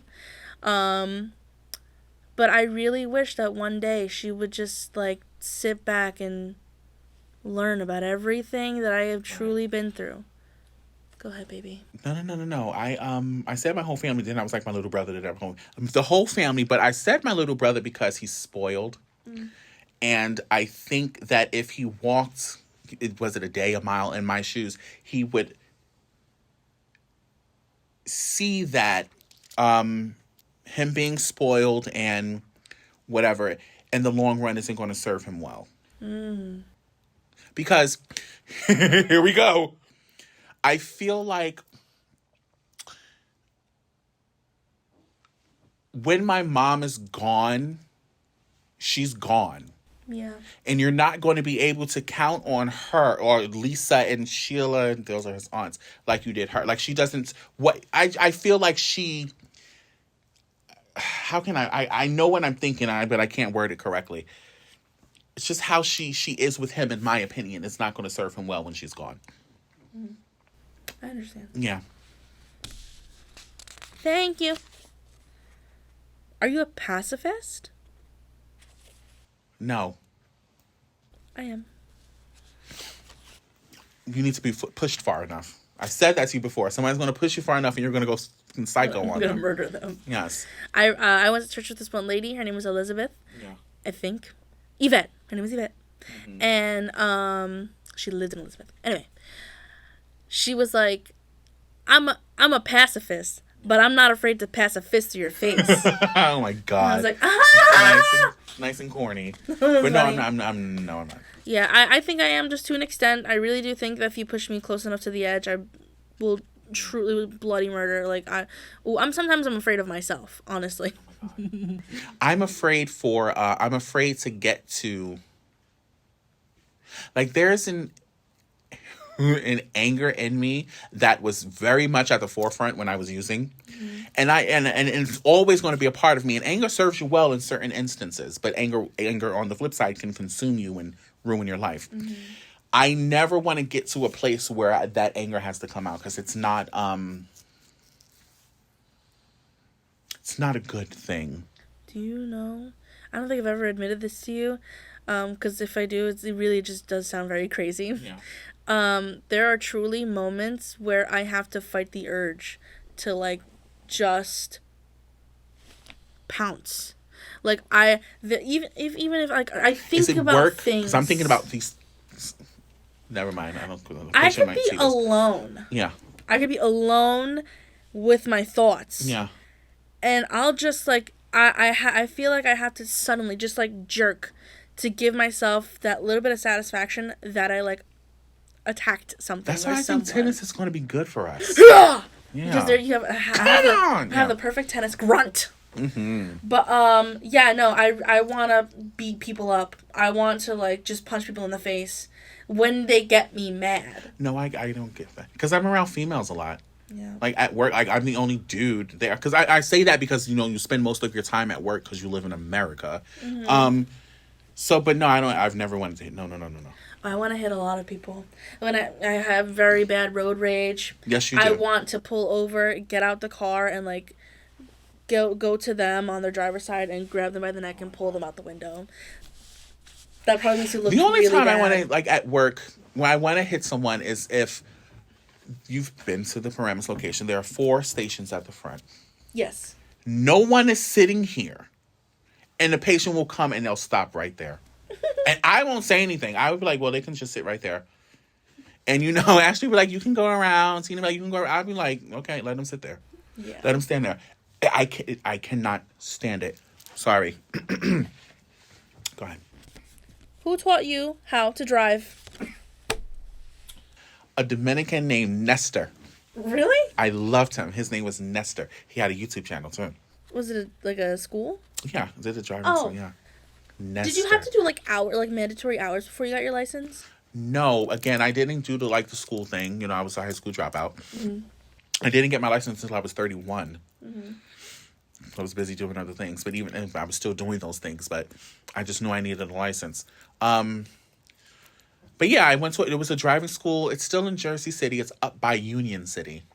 Yeah, his name was Nestor. He taught me to drive. I had driving lessons every Saturday. For how long and how many hours? The lessons were an hour, I think. We used to go off of Montgomery, downtown Jersey City. And I failed the driving portion twice. I passed it on the 3rd time because he told me. And I use this every day. You know how I talk to people like I've known them for years. That's just how he told me, because I failed it twice. And he was like, you need to talk to the instructor like they're your friend. And he was like, it's going to calm your nerves. So the next time I was like, hi, and I passed the test. I did that the time that I had passed my test, but not because somebody told me to, but because the instructor was truly that kind of person. Yeah. What was the question? Because now I forgot. Oh my God. Oh, so my dad taught me how to drive. Oh my God. What's your dad? I can't really tell you much. Generally, he picked me up every Saturday and we were driving and great. I think I became a better driver once I met Joshua. You're a much better driver than I am. That I am. Everyone I know is a better driver than me. But I'm the best. And yeah, I became a much better driver when I started driving around with Joshua, because he would correct me on everything I did. Like you do now, but okay. Oh my gosh, yeah. It took me a lot of tries to get my license. So I did take driver's ed in high school, my junior year, and I passed my written exam. And so they changed a lot of the rules when it comes to, like, the driving tests and getting your license. It's a lot more difficult now. But it used to be so simple. You take the permit test. You get a little card on it that says that it's valid until your 18th birthday. And then you take that little card to a driving school, because depending on how old you are, if you were 16, you had to do a mandatory 6 hours of driving with an instructor from a school. However, if you were 17, you can just take it to the DMV and they'll give you your permit. Ah. Mm-hmm. I was 16, turning 17 in just a few weeks, but my mom said, No, Gallo, you're paying for the lessons. And so I did, my school, whatever, right? And it was great. Did my 6 hours, and I got my permit. I was so proud of that. And so when you take the permit test, then you would schedule an appointment with the DMV to do your road exam. And I failed that one. So I took the first two road tests in Newark DMV. And I failed the first time because, here's the stop sign. The stop sign is oh my God. Okay. The stop sign here, and the line where before the stop sign is right here. Yeah. So I'm driving, and I pass the line, but stop at the sign itself. Immediate fail. I didn't even make it out the parking lot. And she goes... We just had that conversation earlier. Remember you said, do they have a stop sign? And I said, no, the 2 lines, they stop there. Mm-hmm. We literally, yeah. So she's like, back up straight. And I was like, all right, this is part of the test. Okay, no problem. She's like, okay, you can put the car in park. What? What? Bitch, I was like, why? Bitch, where? She's like, okay, so you failed. And I was like, yeah. Whoa. She's like, but you can come back in a week and retake it. So I went back a week later. I did the right thing this time. Yeah. I stopped at the line. And then, so how it's set up is when you make the right turn out of the driveway, there's 2 lanes. There's the right lane and then the left lane. Yeah, you go into the lane that's closest to the corner. Lane, yes. And then you do a lane change to make a left turn. So I went straight into the left lane. Fail. And that was an immediate fail. But she didn't tell me till I went all the way around the block. block. Are you serious? And came back, and she made me park. And she's like, okay, so you failed. And I was like, why? Why this time? She's like, because you failed to do a lane change. I was like, but I did it on the way back. That should be enough. Yeah. She's like, that's not. Oh my God. And I was like, you know what? It's Newark DMV. It's not me. It's them. Yeah. Right? So I made an appointment for Wayne, I think. Oh God. Right? I got to Wayne, and this was years later, because by the time I had taken my second thingy, I had just given up. Yeah. I gave up on driving. I was so over it. I didn't want anything to do with it anymore. So, whatever. I went on with my days, busing and taking the train and whatnot. And I remember I had just applied to my very first job, technically, real job on a payroll, at Newport Mall. And I had an interview on, it was like some weekday, like a Monday or something. And so Sunday, I remember I had just turned 18, and my dad was giving me checks for child support because they no longer went to my mom, they went directly to me. And it was funny because before then, so my dad, when he would like go on vacation and stuff, he would drop off multiple checks, like all like to cover the date and everything. Mm-hmm. And so he was leaving for vacation. He dropped off like a big stack of checks, and on the very last check, right before my 18th birthday, he wrote on it to my mom, "This is my last check to you. Everything else goes to Jessica." Wow. And she was like, "That motherfucking," and whatever. She was just mad. She wasn't getting $100 anymore. Oh my God. That helped me out so much in the long run. Yeah. But so he dropped off a check, and I had asked my aunt, and I told her, I was like, "Can you take me to the bank? I have to go to the ATM and cash this check." And she was like, "Okay." But it was a whole bunch of us. So it was my aunt driving, my grandma in the passenger seat, I was behind the driver, then it was my cousin Erica, and my cousin Isabella, and she was in a car seat. She was a baby. And then we had my cousin Andrew. Oh my God. So she had one of those like 2-row thingies, but the seats weren't pulled up in the back. So he was like, "I'll just sit in the trunk." And I was like, "No, sit on my lap." And he was like, "No, I'll sit in the trunk." And I said, "Okay." Thank you, God. He decided not to, because if he did, he would have died. Because on the way to the bank, we got into this crazy car accident. Yes. And it's such a, I love telling the story because it's so funny. Because it's a very much That's So Raven thing, and that's how Darrell and I like became friends, because we started talking about Raven Baxter. Oh yeah, because you used to remind me of her, yes. Yes. It was November, and it was, Christmas was approaching, and Christmas songs were on the radio. And I remember, what's that song? I really can't. Oh, Baby, It's Cold Outside. It was on the radio, and I had just learned about how like it was kind of creepy. So I was telling everyone in the family, my family in the car, like, you guys realize like how like rapey this song is, right? Like it's kind of weird. And I remember specifically turning around to talk to Andrew to tell him that, and they're like, "Why?" And we're chit-chatting about it, blah, blah, blah. And my grandma interrupts me to say, "Oh, my God, they're coming really fast." Yeah. And I'm like, huh? So I turn, and this car is coming straight towards me. It's terrifying. Boom. Yeah. Classic T-bone. Mm-hmm. The car, like, almost flips over twice. We were able to, like, kind of swerve. Yeah. It's not my fault. It's not my fault. But it was exactly that moment, and it was super crazy. But the first thing I did was, I remember everything went black. I heard the collision and then silence. It was like a ringing. And I know my eyes were closed, and the last thing I didn't do this intentionally. I just knew to say it. The last thing I said was, "God save me." And that, and oh, I have chills. Are they multiplying? Yes. The Holy Spirit is here. And I remember that, and then I remember I opened my eyes, and I checked to make sure everyone was okay. I specifically was looking for Andrew, though. So I turned around, and he had all blood all over his face, and he was so hurt. And I just, like, I needed to get everybody out of the car. I didn't even check to make sure I was okay. I was in, like, what do you call it? Shock? Yeah. And the adrenaline was just like, okay, get everybody out of the car. And so we all got out of the car. I called the police, and I don't remember that they were just pissing me off. I don't remember that. What? Where are you? I was like, Pulaski barbecue. and I was like, my uncle is hurt.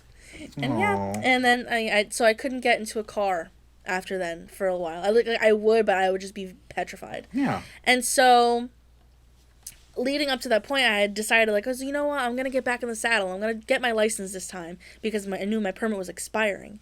But once I got into that car accident, I didn't want to drive anymore. So I had to, now that my permit had expired, renew it. So I had to retake the written exam. I retook it, I failed. Took it another time, and I passed it finally.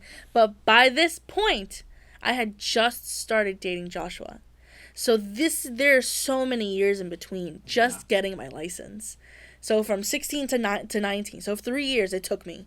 Yeah. And then I met Josh, and I passed my permit test, and a couple weeks later, I had gone to a different location, I think it was Lodi, and took my road test again, and it was a male instructor, and he, at first, it was a woman who came into my car, and she was like, "You don't have decals on your car, you have to go inside the DMV, buy them, put them on, then you can take the test." I was like, yeah, my females instructors were harder, too. And so, and I don't know if I've ever mentioned it on the podcast, but I know generally, this, I typically do. I don't get along with women that well. It's harder for me to open up to a female than it is to open up to a male. Same. That's been pointed out to me, too. I'm just more I treat the male patients better than the females. I'm just more comfortable talking to a man than to a woman. I just prefer men to women. Be seen as toxic. Yeah. But, so when she came up to me and she had that attitude, I was like, okay, well, now I'm going to fail. Yeah. And I was like, because I'm going to come back here and she's going to sit in this car. And each time I had a driving instructor, they've all been female. And I blamed that and on failing. Oh my God. And so I got the decals, put them on. And then they were doing a little inspection. And this handsome young black man comes around. He sits himself in the car. And I was like, yes. I knew I was going to pass as soon as he sat in my car. And so I had the radio playing a little bit. And the first thing he said was... typically we don't really allow you to play music, but if it helps you focus or concentrate, you can leave it on. And I was like, okay, great. And I had, like, my Frank Sinatra, Dean Martin playlist on, because I was just, like, I just needed it to calm me down. And I was humming along to it while we were driving, and he kept asking me, he was like, "Do you like to sing? What kind of music do you enjoy?" And I was just like, I'm in love with you. You were talking like you were friends. Yes. See, Nestor was right. And I messed up my parking, but he was like, "I'll allow you to do it one more time." Yeah. And I did it perfectly. There you go. And then I passed. And I remember because the whole trauma of the second time, where she made me complete the course without telling me I failed, I for the whole time I thought I had failed. I knew I did something wrong. You actually passed. And so I was like, "So what's the verdict? Did I fail?" He was like, "No, you passed." And I was like, "Oh my God!" It is a good feeling when you finally pass and you get the little sticker. Yeah. So we have our last 3 questions. I know. Wait, I wanted to say I don't treat the male patients better than the female patients. Yes, you do. That was pointed out to me at Metro. They were like, "Do you realize you're like nicer to the male patients?" And Stephanie, the esthetician who inspired me to go back to school, she was like, "It's because you're gay." I don't notice that you are that way. No, I I don't. know you tell them all that you love them. The male patients, not at Schweiger. I don't have. I'm more restrained at Schweiger. Metro, I was a cardio god. That's a Grey's Anatomy reference. But I'm not. I'm not that at Schweiger. So I'm more restrained. I see. Yeah. What is the first impression you want to give people? Well, that's a very good question. I think it makes me think about how I am when I meet new people. That I'm welcoming. Yeah. And I definitely know the 3 new MAs like at work definitely feel that or felt that. But I think if I'm being completely honest, when you spend time with me, you realize, and I say all of this humbly, that I am welcoming. You'll see that I am intelligent. You might see that I am hilarious. And that I'm honest. I'm very like forthright. Yeah. I think that's fair to say, but that doesn't answer the question as what I want people to see. I think it's that I'm welcoming. I'm very welcoming to like people who I have to share space with. Yeah, I have the same approach, but generally that I hope that they think that I am approachable. Yes, absolutely. And I think a lot of it comes down to like work, because that's where I am most of the time. Exactly. That's immediately where I went. Like if we have new people, which we just have a few new people have just come in, I want them to know that 1, I'm silly, goofy, funny. Absolutely. And 2, if you need help with anything, let me know, Yes. and I'll do my best to help you. Yeah. But yeah, just talk to me. I want people to think, because I'm a people pleaser, I want you to think I'm nice. No, I don't even think it's that. I don't even think, I think that's because the people pleasing is not a good thing. So I don't think we need to connect it to people pleasing. I just think you are a welcoming person. You're a warm person. Yeah. Thank you, babe. Because connecting it to the people pleasing, that turns it into like a negative. Oh, this is a good segue. How easy is it for you to get along with people? I think it's very easy for me to get along with people. I think because I truly do give off the approachable vibe, welcoming vibe. You definitely do, absolutely. I treat people, when I meet them for the first time, like I've known them for years. And what was the question? Oh, yeah. I think because of that initiation, it is easy for people to get along with me. Yeah. It's easy for me to get along with other people. I think it's easy for me too as well. And I'm going to say this and mean it. I get along with and we keep talking about work because that's where you spend most of your time. But just generally speaking, I get along with the vast majority of the people that I'm around. If there's like something, if we don't get along or whatever, this is so like self-involved, but it's not really me. It's really not. Usually when I don't get along with people, it's usually a female, and it's a female who probably doesn't necessarily care for the homosexual kind. And that's usually what it is. Outside of that, I generally get along with everyone. I know some people are put off by my love of self. I am very I want to talk about myself as soon as you get to know me. Yes, and I love talking about myself. Again, and I am the same everywhere. This is at work, this is at school, this is in the store, this is anywhere. Some people may be put off with how... I think some people are put off with how comfortable I am with myself. Yeah. And that throws people off because they want you to be uncomfortable. Like, I was about to tell a story that I shouldn't tell. Yolanda would be like, why you talk about that? Oh, I want to know. It's nothing that actually happened. It's just how I perceive things. And I think people would be more comfortable with you if you weren't as comfortable as you are with yourself. But that has nothing to do with you. But I generally get along with most of the people that I meet. And if I don't get along with you, it's probably because you have certain feelings about certain things. And that, again, has nothing to do with me. I think I'm the type of person that, it's really hard to get me not to like you. Oh, absolutely. But again, once I see something that I don't like, an aspect, like if I see that you would be a bully if you could, or if I see that you are not as nice as people think you are. Um, Once I see that behavior, I will always see it, and I will always have like something up with you. That's because I see you. You know. Yeah. I think it is hard for me to not like somebody, but there are certain people that even just for no reason sometimes I can't stand you. Yes, and like I love them. Like what are you talking about? I just God, and this isn't one specific person. This is generally Just some generally people. speaking. I just there's something about you. Every little thing just gets under my skin and it aggravates me. And you know what? That's okay because I just sat here and said what I said, and you're saying what you have to say about the situation.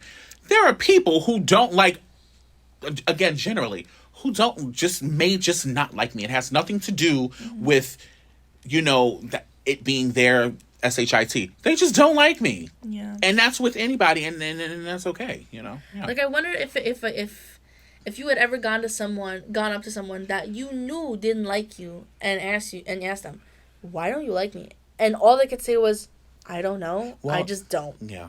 I would never do that though. I wouldn't either because I'm scared. Care. Well, two different answers. Yeah. I don't. Because I don't care. Yeah. Yeah. All right. Last question. Make it a good one. I think so. Do you have a calling on your life? God. I think I do. And again, it's one of the reasons I spoke about it, the very, very first episode of Permission Granted. I think it's to connect with people. It's corny, it's cliche. I don't think so. But because I think there are people who are put on the world. Oh, absolutely. To do that. No, I mean yeah. I'll say it's cliche, not corny. Thank you for that. Yeah, to connect with people. I think my legacy will be the lives that I've touched. And that's part of the reason why, it may come off as arrogant, or maybe it is. I do think very highly of myself. I don't think I'm better than people, which is why I don't have an issue with arrogance, because arrogance simply means thinking very highly of oneself, and I do. If I went from trying to kill myself more than one time, and now I'm justified in feeling how I feel. And if you don't agree, then you don't agree. But I know I'm not better than anyone. So my arrogance you're just going to have to deal with. But part of that is because I know I have a higher calling and I will touch lives. And that's just what I'm here for. It's why I'm still here. Because everything that I've been through is going to save at least one life. So yes, I do have a higher calling on my life. Absolutely. Period. I like that. Poo. Per. Oh, I'm done. Sorry. I don't know. Do you have a calling on your life? I think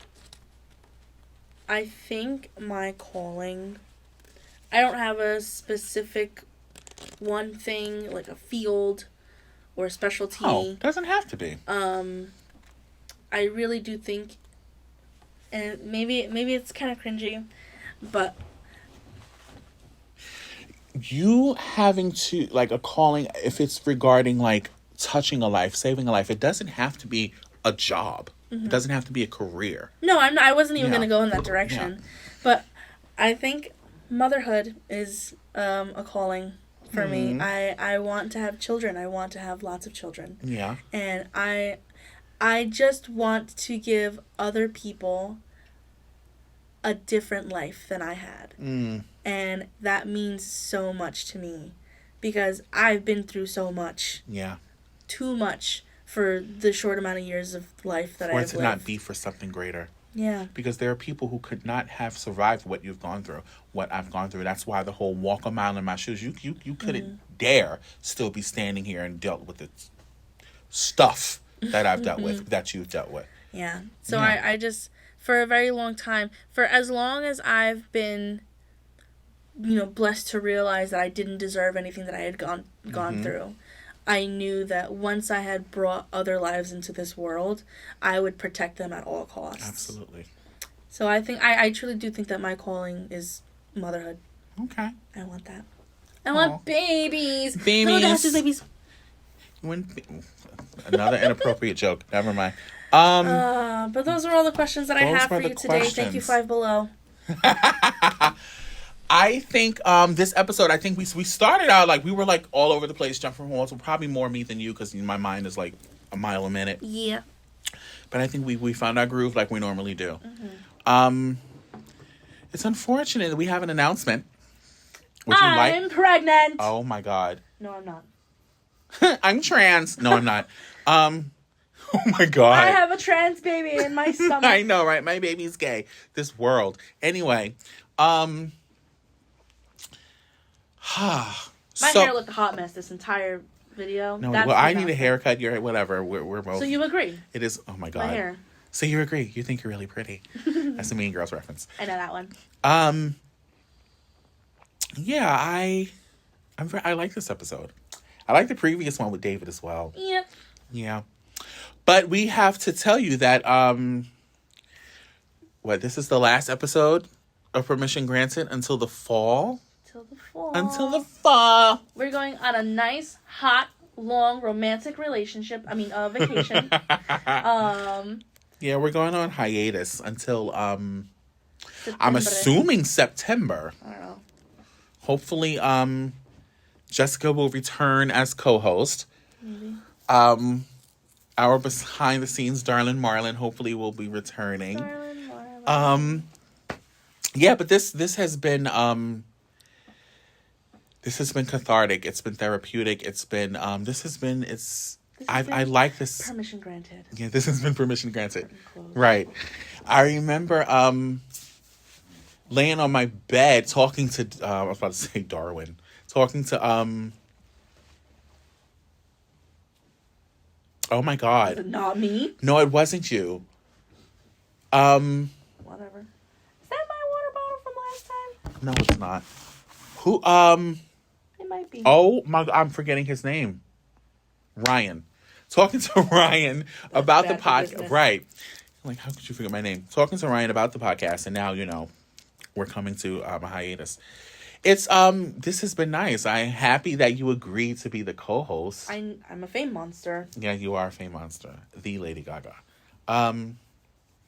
Yeah, if we're gonna we gotta wrap it up pretty soon. But I mean this has been nice. There every time we're done with an episode I think about, this I should have said this, we should have went there. Mm-hmm. But that's just the nature of how my mind works. But this has been pretty good. There were topics we didn't get to talk about, the forgiveness thing. Yeah. And we talked about self-care a bit today, but we could have went more in depth about that. I want to say in this episode, I've realized that there are still things that I need to talk about, like in therapy. Mm-hmm. I go off tangents talking about my family a lot. I realized that today. And your mom. And my mom a lot.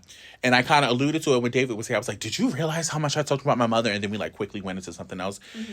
About that, I have to say, I don't want to go on hiatus without saying, I love my mother. My mother loves me. I'm imperfect. She's imperfect. But I'm constantly faced with the reality of how much damage was done to me because she is my mother. And that's not an attack on her. That's just the reality of the situation. I'm sure she's been through a lot. I know she's been, talked to people or whatever. And I'm sure there's someone or some things in her life where she has said, I don't think they know how much damage was done to me because they were whatever. Mm-hmm. I don't know that because she won't talk to me about it. But I've come to realize, I am good, but we're always a work in progress, and I definitely still have some things to work on. I don't know if they're unresolved issues. I think it's just stuff I just realized I haven't talked about in depth enough. Mm-hmm. If that makes any sense. Okay.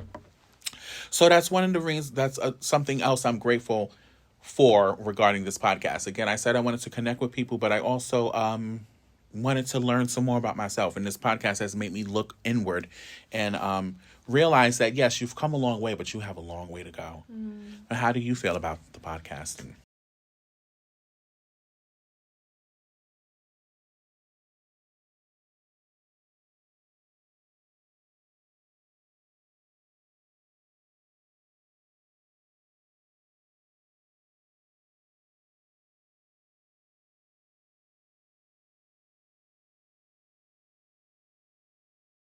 part of it with Oh, you. absolutely.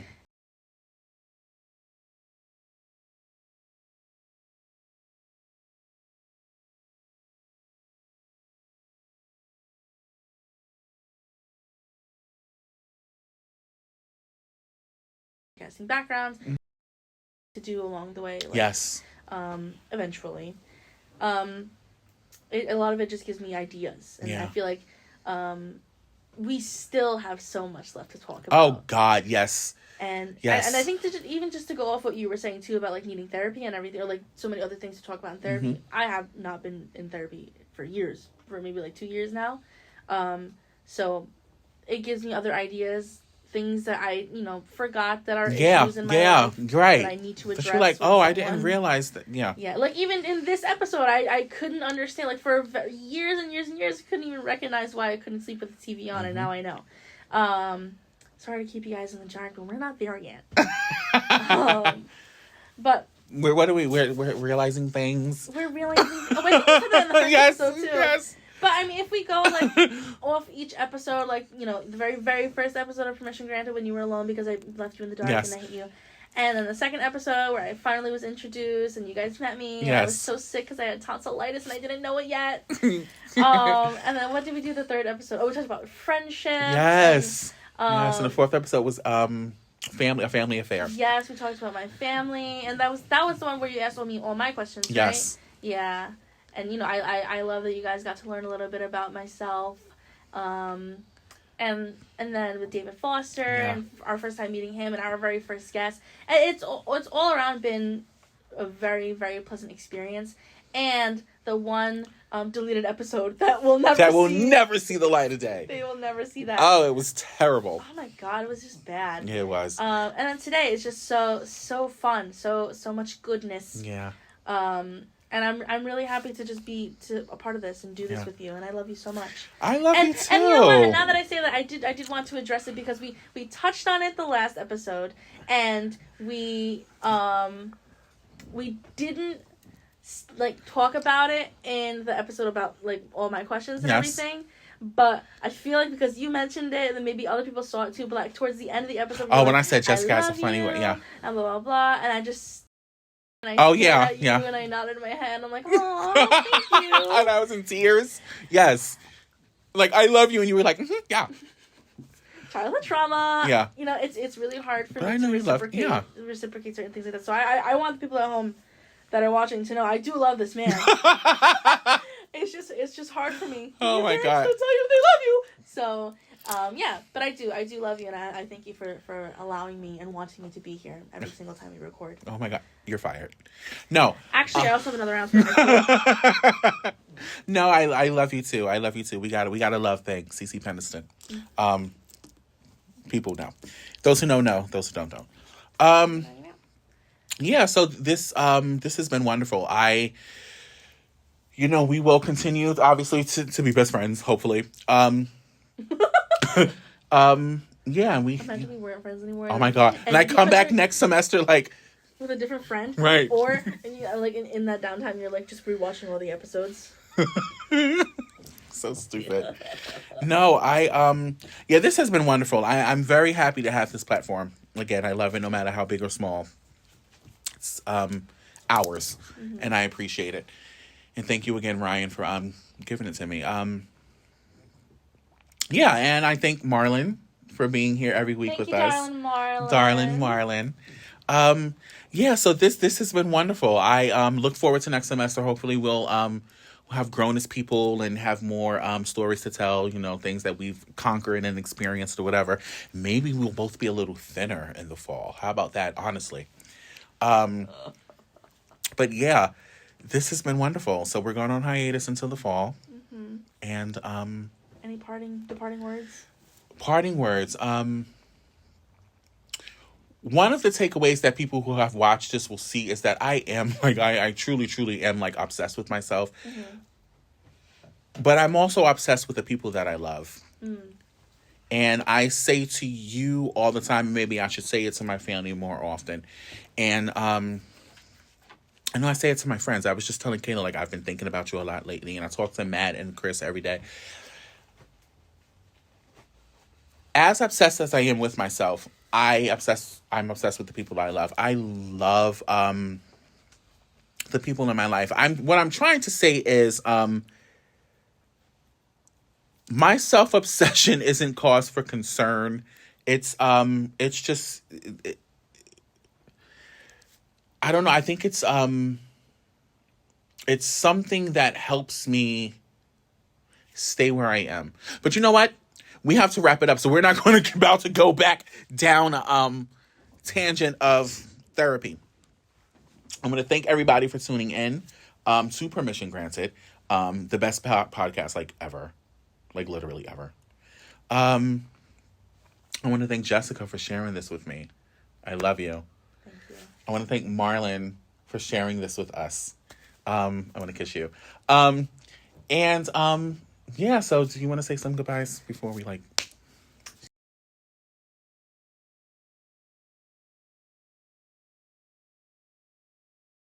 Again.